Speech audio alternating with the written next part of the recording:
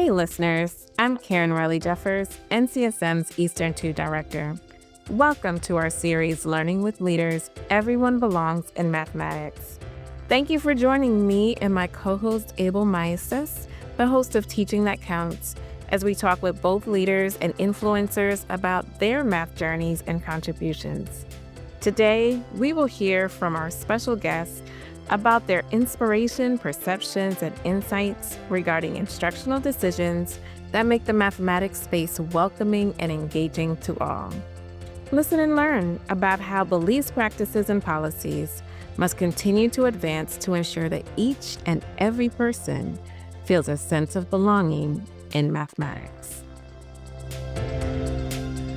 Okay, well, welcome to the podcast this month. It's been quite well. Here we are. I mean, by the time this comes out, it's going to be December. We're going to be getting close to the holidays. But the last recording, we were at NCSM. We had such a great time there, Karen and I doing a live podcast, which is such a great time in Atlanta.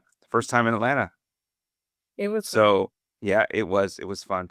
So we're back here in our home places, getting this podcast together, and I'm just so excited to talk to our guests this month. I have to interrupt you for a moment, Abel, Sure. because this past month was Abel's birthday. And Abel gave me a shout out for my birthday. So this is Abel's turn, and he's a half century as well. Sure. Oh my God, it's a century. We're so glad you're born. Yeah. And my son kept telling his teachers, "Oh, my dad's a half century. My dad's a half century." Okay, thanks, buddy. Well, thank you so much for that, Karen. Yeah, it was a great birthday, so I'm pretty happy. I kept just telling people, I made it. So here we go to the next 50, right? Mm-hmm. All right. Well, thanks for that. And so again, I'm super excited to talk to our guest this month. I've been a high school teacher for pretty much my entire career, high school coach, and our guest has been doing a lot of work in secondary, especially towards her doctoral degree, which she got in May of 2025. So congratulations to her for getting that. Woo! A little bit about our guest. Our guest is Jennifer Malue Bartone. Did I say that right?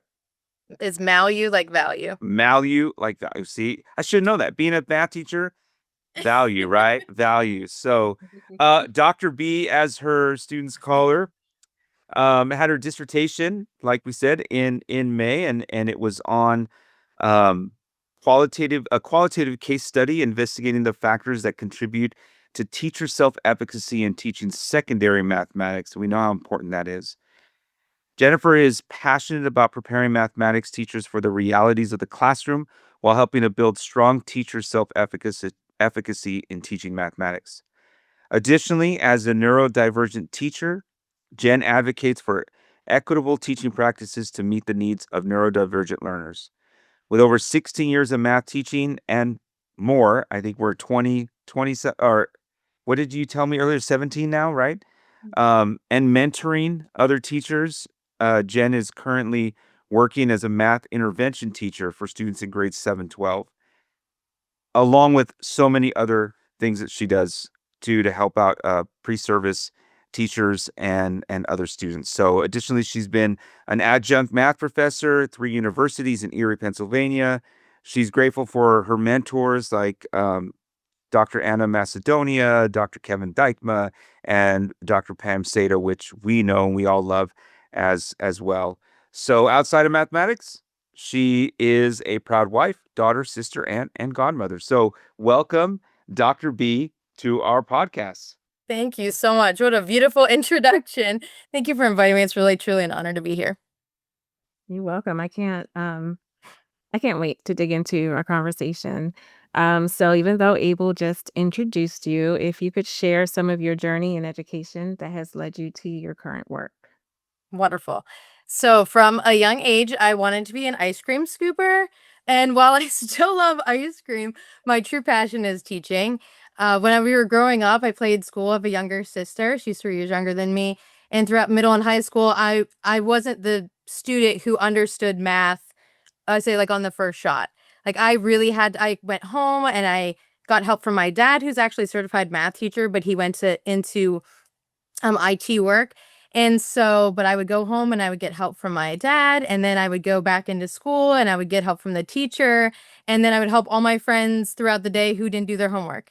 So then by the time we got to class, I had found so many different ways of explaining the different math like the content, and then trying to connect it to maybe their interests, or hey, it's like this, or trying to explain to students who maybe played football. Okay, well, like let's look at our parallel and perpendicular lines with the transversal. You're on the bench, you're on the field. What team are you on? Just trying to make those real life connections, and how important that was. So junior year in high school, I had a teacher, so Jennifer Gala, and she taught my Algebra 2 Trig class, and she saw that I had this ability. I was so excited when the light bulb went off, when the students understood things, when my classmates understood, and some of the younger underclassmen that I would work with, and tutor throughout the day if the people had questions. And then I was able to, then my senior year, to do an internship just for like a term. We were on like trimesters in high school, and I was able to do a internship with that freshman Algebra 1 class. And that's what really helped me to gain that like self-efficacy, like, hey, I really maybe could go into this. And I feel like a lot of people have like some kind of story throughout their life of when you were on the verge of changing your mind, and maybe it was a very traumatic experience, and maybe it was just one person telling you, hey, like, what are you doing trying to do this? You're not smart enough to do this. And that did happen to me when I was in the tutoring center.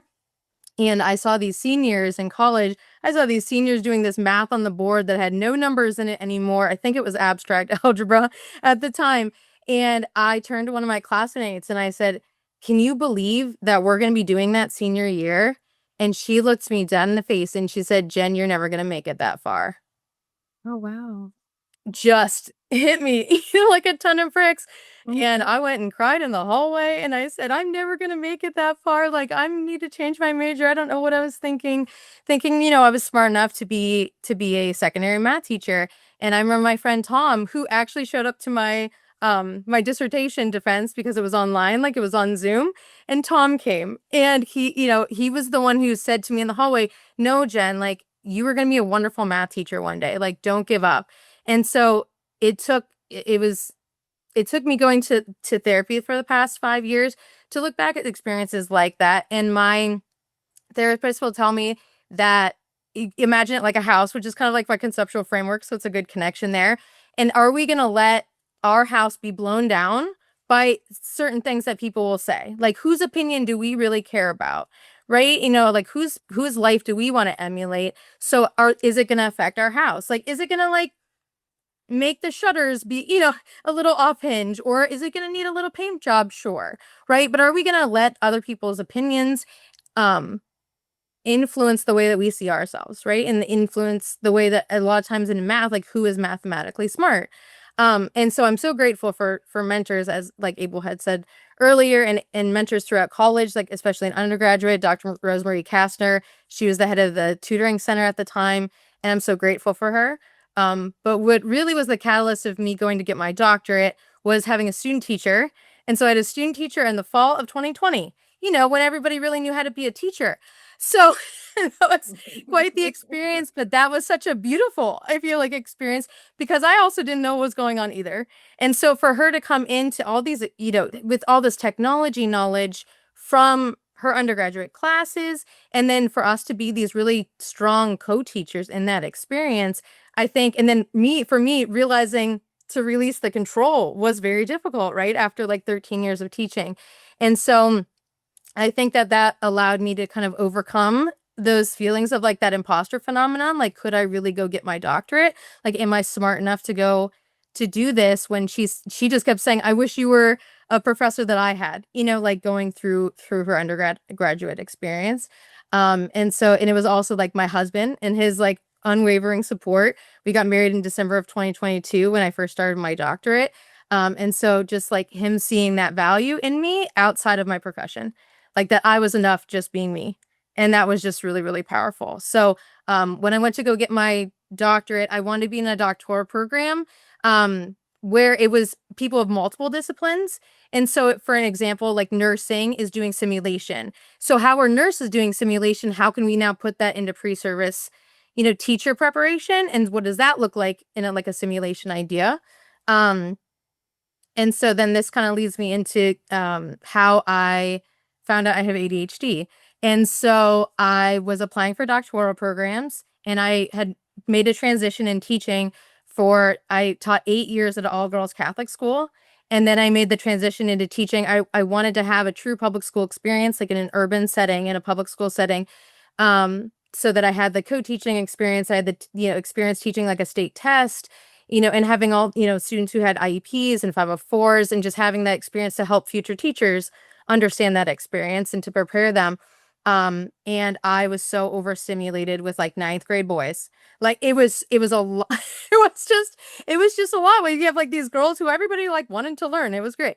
And then having that experience was this overstimulation was just on another level. Like places where I'd go, like Disney World, that I just loved, and I'm like in the corner crying. Like that's not normal. Not normal, but just like there's something more to this, right? And so I talked to my therapist, and she had me go see a psychiatrist, and he started asking me questions. And I said, "Are these questions about ADHD?" And he said, "Yes." And so as we went through, and it's really hard to be diagnosed at 35. And so the threshold is really high, but then to be able to be treated for that and to have this like healing and empowerment journey is then really empowered me to then make these connections with people. As soon as I say it, people right away connect to it. And so, supporting teachers and learners in that space, and especially with ADHD, which I think in females especially is underdiagnosed because it's masked really well. Wow, that is such a. Go ahead, Karen.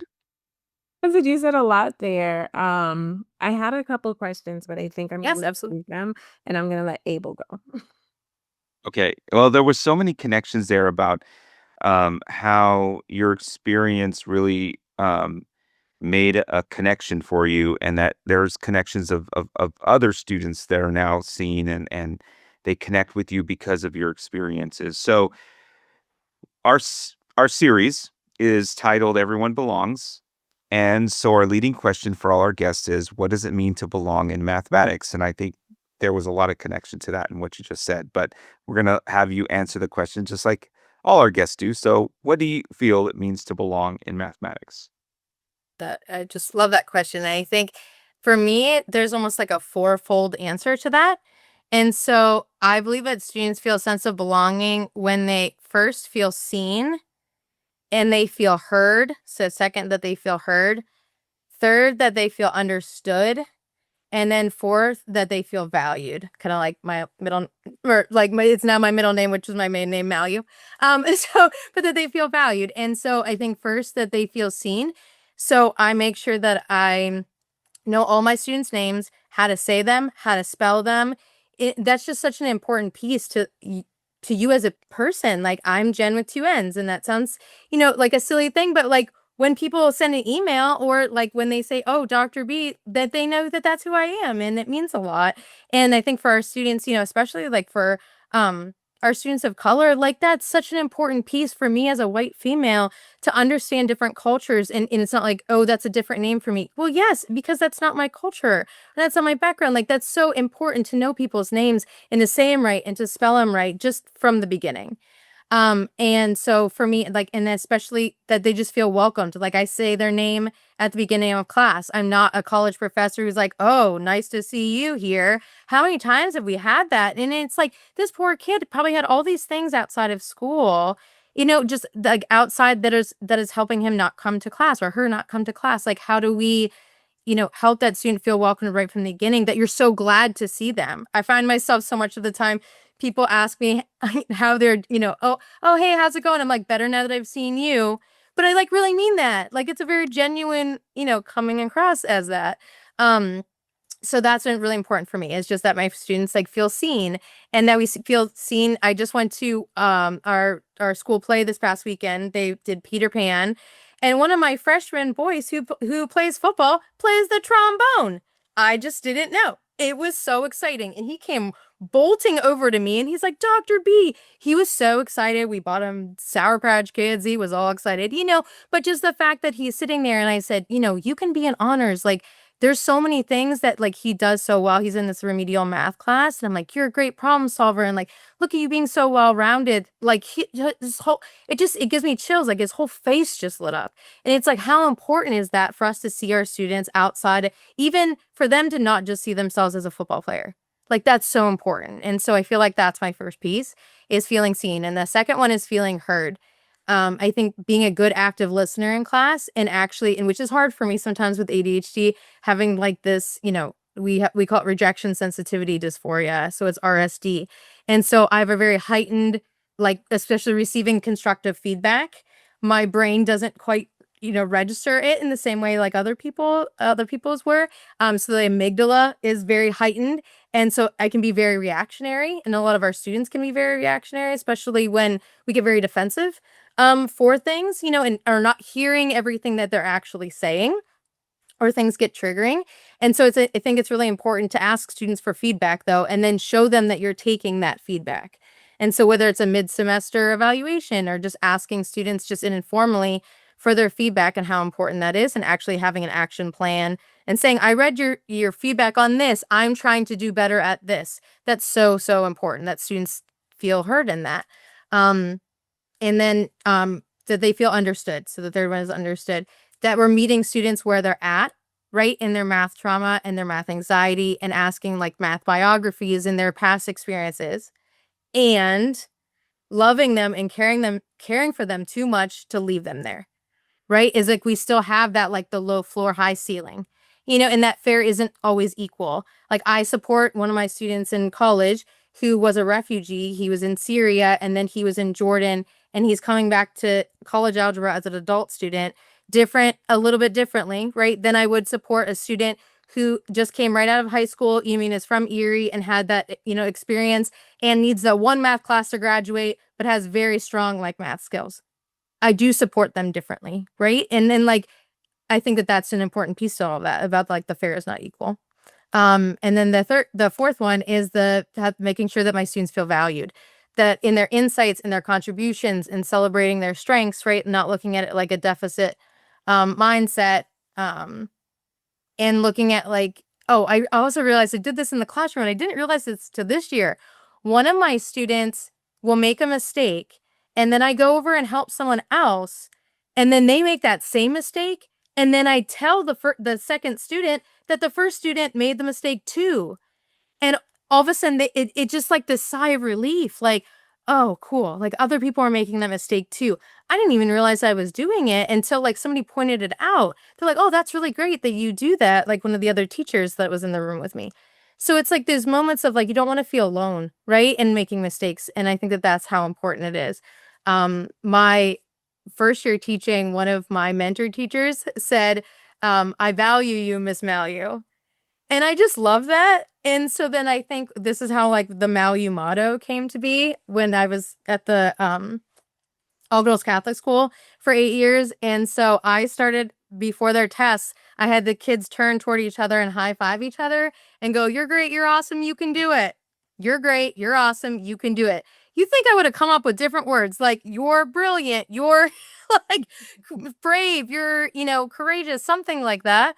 But the you're great, you're awesome, you can do it just end up being this thing that we did. And even when they were hybrid, half the kids were in class and half the kids were on the screen at home, like virtual, they would air high five the screen. Like that visual in my head is just so clear. And it's like that really helped a lot of the female math anxiety, math trauma, like those experiences. And I'm really grateful because some of the students will come back and tell me they high five each other at like the nurses station at the local hospital because there's a bunch of our students who work there and they'll say you're great, you're awesome, you can do it. Who knew that was going to be this thing that came from my math class, right? It's like, but that they really felt that sense of belonging there, and then they're, continuing that in their jobs. And I just think that this really powerful example. Yeah, I love the sense of community that was built as a result of that. I was also thinking about the experience that you went through And that is going to probably live with me for a while because just hearing you verbalize it out loud, I can't imagine. I mean, like you shared with us, like your response and so forth, but even the feeling that you had in that moment Mm. for, the boldness of what was spoken to you and how that impacted you. And but what I also heard is that was balanced by others who saw your brilliance, Mhm. and that the others who saw your brilliance was something that you were able to leverage to continue to build, just to for you to stand firm in who you are, to know that you're brilliant too. And um, I'm a fighter on the inside. I'm like, who's messing with my Jen? I was, but I appreciate that. um then the other part, that I heard you say too, as you were talking, and you're referencing your amygdala and the high activity and so forth. And I really truly appreciate like how deeply you understand how your diagnoses is impacting you, impacting your learning and impacting your thinking. Like how much like, there's some people who might get diagnosed with something, and it's like, "Oh my god," you know what I mean? And then they feel I don't know, they can feel like a myriad of things, Mm. but the beauty is in, like, "I'm Jen, this is me, and I'm brilliant, and this is how my brilliance shows." Um and we've talked with guests about belonging with several groups of students, but we haven't heard much about like neurodivergent students. And you've done work focused on this group. So how do we work towards making sure our neurodivergent students feel belonging in math class? And I think sometimes maybe because of the lack of education that we get going into our programs, we don't even know how to recognize some of these things. I think that was a really powerful ending statement of that, because I think that goes back to, and I know we'll talk about it in a little bit, about with my study and about these pieces that are missing. I think or like that my participants have said that are missing from university preparation is just preparing. If we can't relate as neurodivergent teachers, then how do we almost identify that, right? How do we see it? And I ask myself all the time, how did we miss it? Like, how did people even miss it for me, right? Like being 35, like going through all of my schooling and then realizing now, like, it was really easy to miss because I was a perfectionist. I was masking really hard because I wanted to, I was really hyper involved in activities and I looked like I had it all together, kind of thing. But it's like really on the inside, I was playing this happy go lucky Jen Malue for a very long time. And it's not that it wasn't genuine. It's just like my brain felt like it was kind of all over the place and fell apart like on the inside. And so it's like, how do we then provide it a space, like a calming environment, like Abel very much does for us. And provides this, no, that's so real, right? Like my husband is one of the calmest, like just kindest humans. And it's like, you just feel a sense of belonging. You feel like you're at home. Like he's like, do you need to cry it out, Jen? And I'm like, yes, I need to cry it out, but allows me the space to be able to do that. And isn't that a beautiful thing? But he doesn't allow me to stay there, right? It's an and, right? Our feelings, and that's such an important like beginning piece to the answer to your question about like allowing our students to feel their feelings and realizing that the feelings are not what's actually true because of that heightened state of our brains, right? Is like we can spiral out of control and into the shame spiral and everything, but those feelings aren't actually true. What's actually true, right, is the logic part of our brain that gets shut off when the amygdala, kind of is running out of control. And so it's like, what is actually true here? What's actually true is that, like Devorah says, like we are all mathers. And can we find that in ourselves by the people that we surround ourselves with? So I think for our students, especially for our students with ADHD, who are neurodivergent, one of my things I think that has helped, especially one of my seniors, So I identify a lot with her, a lot of her experiences in her life, and she takes such joy in helping other people, and and is very service oriented and social justice oriented, and she knows right away, or she perceives right away if a teacher likes her or not, or cares about her as a human or not, or knows her name right away. And if she doesn't, she's completely turned off, but no matter what math it is. And so it's so interesting, like students see kind of right through things. And that's why I think that I try to be like appropriate, like vulnerable and transparent right from day one. And I tell all the students I have ADHD and these are my strengths. These are things that I struggle with, kind of thing. And so if other people are talking louder than I'm talking to somebody else or keep yelling my name, it's very overstimulating for me. And so like I tell the students these things right up front. And that's why I think it's important for teachers to do some kind of math biography or some kind of thing where you're learning about their past experiences, and then allows you to then see them like as a whole person too, and get to know the things that they care about. So caring about them as a person first, I think that like as a person is such an important part of that sense of belonging. And for you to feel, so like during math instruction, that they feel comfortable asking you questions. And it's all about tone. There are so many times that I have to like tell my husband, I'm like, I need you to change your tone right now. Like I'm just very sensitive to a like very heightened tone, and even like it just sounds like yelling to me, and it's not yelling, it's just like a different change in tone. It's like I need everybody to just take a breath right now. And so students can tell that, I think, in teachers too. If they say like you're in the middle of saying something and a kid raises their hand and you're like what, and you don't even mean to do it, that kid will never ever ask a question ever again. It's like taking a second and being like, okay, I know this kid is asking a question for the millionth time, but like you have to take a breath, because the sensitivity to that tone is so important. So that I think that approachability is important. So getting to know them as a person, and like that approachability piece is so important. Like if they're good, kind of come for extra help, like to be there. Like that rejection sensitivity comes right back in, that they don't feel like a priority, or if you're not answering their emails, like that whole thing can really spiral out of control, I think, really, really fast. And I think many students with ADHD are social justice oriented. So if you can take the hook of a lesson that's in math and be like, why should I care? And they're not saying, and this make teachers so mad, and I've watched it happen. They're not saying, why should I care? Where are we ever going to use this? That's not what they're saying. They're saying like, I'm trying to find the Z value on a table and I don't know what that is. Like, what is that? You know what I mean? That I'm finding. I'm not just going to follow the steps to follow the steps. Like, I want to know what it actually is and why I should care.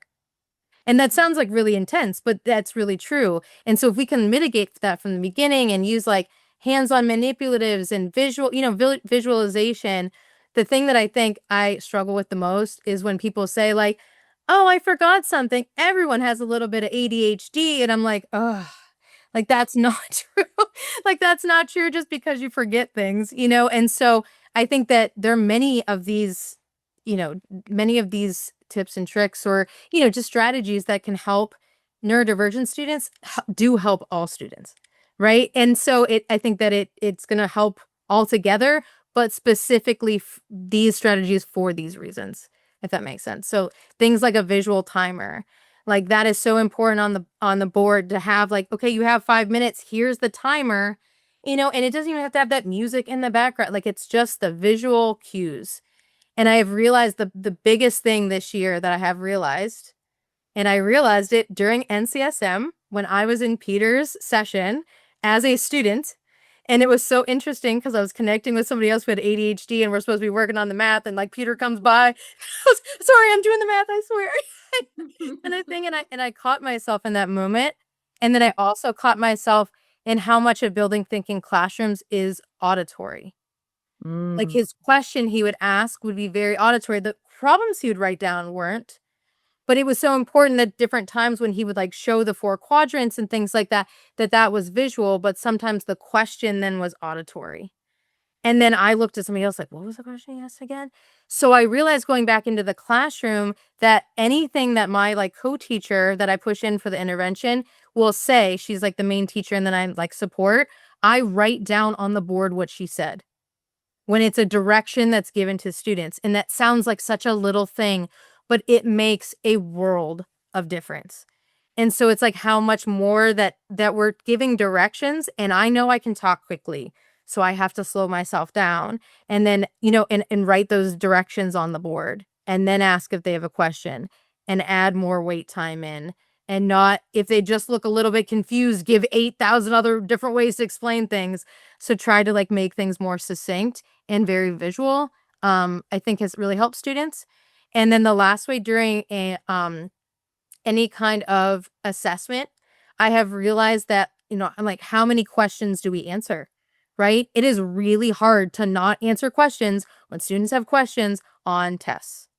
So sometimes like the teacher and I will give a Post-it note on the desk. It's their one lifeline. They get one question kind of thing. And then we'll take away the Post-it note so we know they've asked the one. But I make sure that everyone is silent till the last person is done, because I was that kid. I was the kid who was the last one done and everybody's talking. It was so hard. And so it's like trying to make sure that everyone is quiet till that last person is done, especially when they don't have like an IEP or 504 that allows them to, to test in another room. I know that would have helped me, or my Spanish teacher would play like music in the background during the test, but it was with words. I was like, this is so horrible. Oh. And realizing those pieces that are like, wow, this was so hard to take a test. Like, thank you for that, like trying to, have that in the background to help. But for me, that was so difficult. So I think that like all those pieces have really helped. You said a lot there. Oh my God. You I got made so, me, you made me I got so much. you made me think of my son when you mentioned the timer. Because he was actually the opposite, in that when he saw the timer, it would make him freak out. Interesting. And he would focus on the time because he's a processor. Yeah, that And makes he sense. would be and he became so focused on the time that he automatically thought, well, I'm just not gonna finish in time. And I'm gonna have to ask him how he grew out of that. Yeah, But I mean, seriously. he's gotten to a point where he's managed, but when he was younger, like that was a thing where it was, if he put a timer on, he was just done. And he wasn't even gonna try because he didn't believe he was gonna finish in time. That's so interesting. No, and it's so interesting that every student is different that way. In the doctoral program, they did this Pomodoro method, is what they called it. And so it was like 5-minute break, and then you would work for 25, and then they would take like another 5-minute break, and you can do it in any chunks of time that are possible. And I had Post-it notes that were up because they were movable, and I had it for like time management, because with ADHD, like there's real time blindness. Like that is so real. I overcommit to things, and then I realize I think I have all this energy in the world. My husband's like, you need to say no, and I know he's going to say I need to say no. So that sometimes I don't ask him because I know he's going to say no, I can't do the things. But that's it, to allow the Post-it note to be able to be moved. And so if something did take longer than I thought, it just allowed me to then move it to a different day or a different time, and allowed the flexibility that I needed to not sit and shame myself for not getting the things done that I thought I was going to get done in an amount of time. And then it also gave myself permission to take a break too. And like, what does rest look like? What is, having those pieces, and how important it doesn't always feel safe to rest because I should be doing something else, and so I think that those pieces are hard, right? And so it's hard as adults, it's hard as students. So how we can model that. That's so interesting. Thank you. Yeah, I mean, I took so much out of that, especially my son. We haven't gotten him diagnosed completely because we just haven't gotten all the paperwork and all the things that we do. But we for a while have thought that he's ADHD, and just some of the specific things that he does.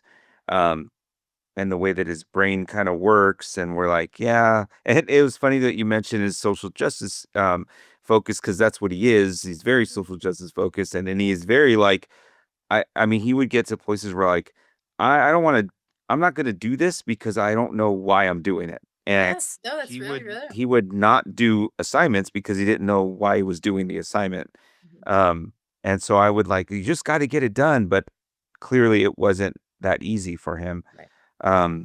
So we've been working on ways that he can do that, but you just mentioned so many things, and so many things that I'm going to take to my classroom right away. I love the Uh, post-it thing. Yeah. I um that's going to help be so helpful. So so good. yeah. I want to move. I mean, before we get done here, because I know we've been talking a lot about a lot of things, but I really want to get to a piece that I'm interested in, and that was your dissertation was on self-efficacy in teaching secondary mathematics. So you created a framework for that, and if you can just maybe do a brief rundown of what the framework is and how belonging might be at the center of the work. Yes, absolutely. So when I was looking for the gaps, right? The gaps in the research when I did my literature review. And one of the gaps was a case study. And so there wasn't a lot of qualitative because of math, right? And then people are, in other subjects are afraid of the statistics part or the quantitative, but there's so much quantitative research. And so for me, it was looking at 5 participants that were in one university. And what they saw as like the factors that contributed to their self-efficacy in teaching math. And so I had 3 factors that I'd started with from the research, and then I added 2 of them and revised one based on the findings of my research. And so the elaborative framework, it was in 5 pieces, and I said, oh, like here's like a pentagon, like this looks like a house. And I was like, yes, this is what it is. It's that these pieces allow the teacher to feel a sense of belonging in like whether it's in the university preparation, in that, as a novice teacher, I was told in my very beginning, which is so devastating, another one of those devastating things, my very first faculty meeting that I ever had as a first year teacher, and I raised my hand and I said something, and the department head afterward told me that I should not talk during faculty meetings and lay low my first year of teaching. Just devastated, like, again, sitting there crying, like, "What is happening?" So that's so important to me, right, is to empower, like, these novice teachers, and so knowing that to, like, my framework is making a house a home, building a strong foundation for self-efficacy in teaching math. So at the base of the home, so it's a pentagon shape, so the base of the home is the university preparation, right, and that's where that self-efficacy is built on. That's that foundation of the house, right? Every house should have a strong foundation to build upon. And then the core practices through practice-based teaching is through structured frameworks like the NCTM 8 effective math teaching practices and Dr. Seda and Dr. Brown's ICU care equity framework. And so that's the lens, right, that we see. We use the equity lens to see those math practices with. And so that's like I just always love that the Dr. Sato would tell me that when we would talk about it, and then putting it into my dissertation is it's the lens that we see the math practices with. And so then the math teacher identity, how was I as a math student, these experiences that I just shared, with you, that creates like the walls, right? It has a structure, but then it needs the walls, right? Of it. So that's the walls of the home. And then on the top of the framework is coaching, is like the roof that can weather any storm. And then the professional learning experiences, which is like the constant renovations you make to the home. And so at the top with the coaching and the professional learning piece, it has arrows that go in both directions. And I've seen it like this year. I was so excited because we had some novice teachers who were using AI in their classroom, and they presented at the teacher in service. Like I told the principal, I'm like, we have to have some of these novice teachers present. Like this is so exciting. And so like then they were willing to do it. And I'm like, yes, so how do we then take these pieces that when, once we've been coached or once we've been like on the receiving end of these professional learning opportunities, how do we feel confident enough or that strong self-efficacy to then go and present right at these conferences, or to then go and coach other people or just share our ideas? It doesn't even have to be a formal, a formal conference or anything, but like, how do we feel confident enough to share our ideas with other people, whether it's just at an in-service, at a department meeting, just have somebody come and observe your classroom, and how important that is. So I feel like all of those pieces like really help to create that sense of belonging in wherever your space is.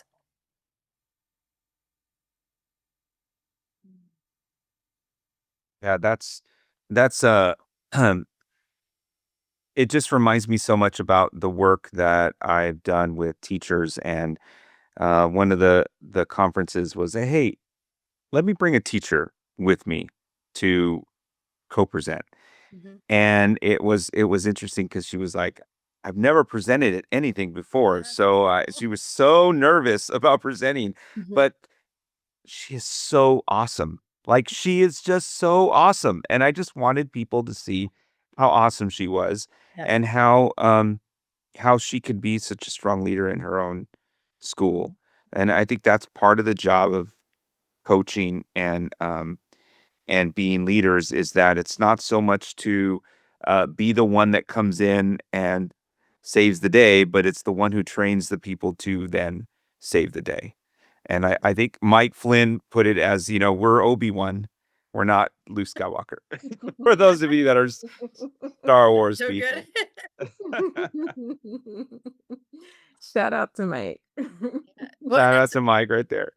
and that's so powerful, Abel. I mean, I think that like having my old student teacher, we did a virtual presentation for NCTM, and she was also so nervous. I'm like, no, these are such important, things to share about the way that we co-taught during the pandemic and like the different technology that we shared, trying to do it in a space that they feel comfortable in first and like build them up, right? Into it. And the one of the people that I am the lead doctoral faculty member for, so our dissertation chair, belonged to NCSM, a couple years ago, but then like didn't, had let her membership lapse. And I told her like, you need to join again. And she came to the conference in Atlanta. It was so exciting. And her dissertation's all about building thinking classrooms. And she got to meet Peter and she fangirled out, just like I fangirled out when I met Pam Seda, like for the first time with my little choosing to see book, and she's like, you have all these tabs in it and highlighting and and that's how I met Dr. Seda. And then we presented together in Atlanta, and like how beautiful of a story that is when all of these leaders, that these names of all these people that I have like on my bookshelf and everything that I have referenced in my study are so approachable and excited to meet you. And like you had just talked about, like, who am I to be doing these things? Like you had me on this podcast and I'm like, who am I learning with leaders? I'm a leader apparently, but I mean, but that's how, that imposter phenomenon is so real. And for people to empower each other, and especially in our math education realm, is so important. So I just very much appreciate you believing in me too. I have a question before final. Yes, please. You had said something about, I was thinking about the whole making a house a home, and with the base of the home, with the university preparation. So we did just mention a little bit how sometimes our preparation, the foundation has cracks. Yes. And so sometimes when there are cracks, then do you have recommendations for filling those cracks? Yes. As we're doing our best to maintain that sense of belonging in the field that we're in. Yes. That was a wonderful question. I'm so glad you asked. I think there's I would say two of the like recommendations that stand out from like the implications of my study in my chapter 5. And one was our special education preparation. And especially as secondary teachers, I have co-taught in I think every single one of my schools at some point. You mean kind of whatever the class was. And I had no experience, whether it was field experience or looking at IEPs or adapting, any of the assessments or anything like that. I didn't have anything like that. I had one special education course, but it was not taught by like a math education teacher. So I knew about, different disabilities, but I didn't know how that applied to secondary math. And so I think that is like one of the biggest pieces that's missing. And there's also, there's a position statement that was just put out from NCTM and the Council of Exceptional Teachers that was in the CEC that was in 2024. It was right in time for my study for me to include it in my chapter 5. And that is the call, right, for it in university preparation. So that was the first piece, is like the special education piece, and then like connecting pedagogy and content. So that pedagogical content knowledge from actual people in the field. Like they wanted a whole class. They said in the focus group they want a whole class called A Day in the Life. And so they just want guest speakers to come in and give different scenarios. This happened in the classroom. What would you do? kind of thing, like this timely thing. And I think that that's where that like simulation can come in. I think we can create something. There's so many different programs now, and I even learned some from last Wednesday at the AMTE virtual session, so the Institute. And so I think having the pieces of a day in the life and hearing from actual teachers who are in the field right now, and having those like the day-to-day conversations that's connecting our literature, the books that they're reading in their class to actually what's happening in the classroom. And so that pedagogical content knowledge is really important. And going off of that, having one of the quotes that stands out for my study is the one up and one down, is the elementary pedagogical content knowledge. Because I think that there's pieces like, okay, you're certified 7 to 12. Well, what if you're an intervention teacher? I am learning so much 5th and 6th grade math right now. Like, it is unreal. And it's not the fact that it's beneath me. I just don't know how to explain it differently, right? Or have them uncover it differently, like 3-digit by 3-digit multiplication. Mm-hmm. Right? Like, it isn't just dropping the zeros and like, what does that look like in an area model? Can I fill in these pieces when I think I could teach calculus easier than I could do that? And it's not because, right? It's just that I don't Right. have the pedagogy that's needed to understand that. And so I think it's having those pieces, like in a middle school, even if it's a field placement or something, you can go and observe and seeing like those pieces and how they connect. Like, what do patterns look like in 5th and 6th? And then how does that, transfer then into an 11th grade, right, class?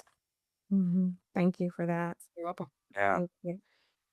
That will be Well, it's been wonderful, absolutely wonderful having you on the podcast this month. It's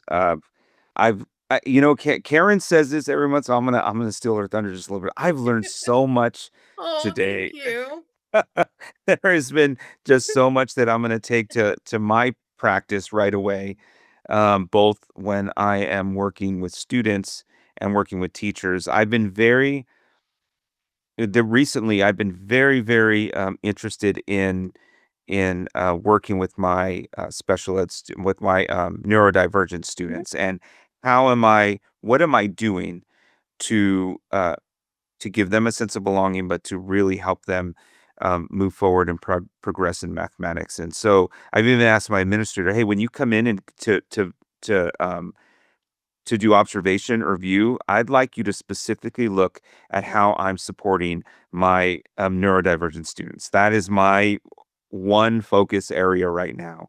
And so when Karen said we should really have Jennifer on the podcast, I thought, oh my goodness, this is going to be perfect timing for what I've I'm been so glad. doing. So I'm just so appreciative of having you on the podcast this month. And Karen says that a lot, but I want to say it this time because feeling myself. I've learned so much.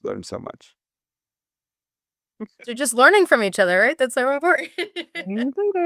Yeah, learning with leaders. That's what it's all about. So, thank you for joining us today. We normally ask for one tip that leaders can do to support a sense of belonging in mathematics, that's connected to your work. And as you do that, please let our listeners know how they can learn more about you and your work.